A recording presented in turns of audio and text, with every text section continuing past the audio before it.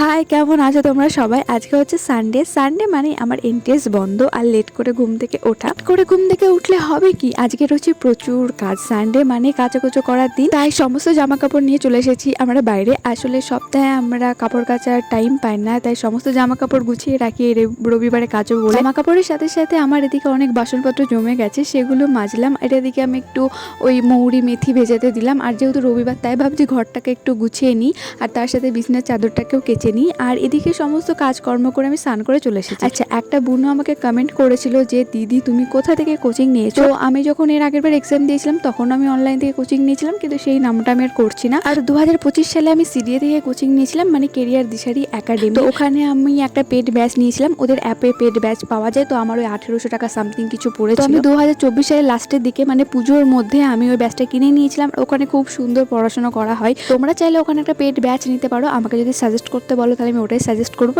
এদিকে আমার কালকে হেলথ টক রয়েছে, তাই চার্ট পোস্টারগুলো বানিয়ে নিই। দেখা হচ্ছে পরের ভিডিওতে। কোনো কোয়েশ্চেন থাকলে কমেন্ট করো। বাই।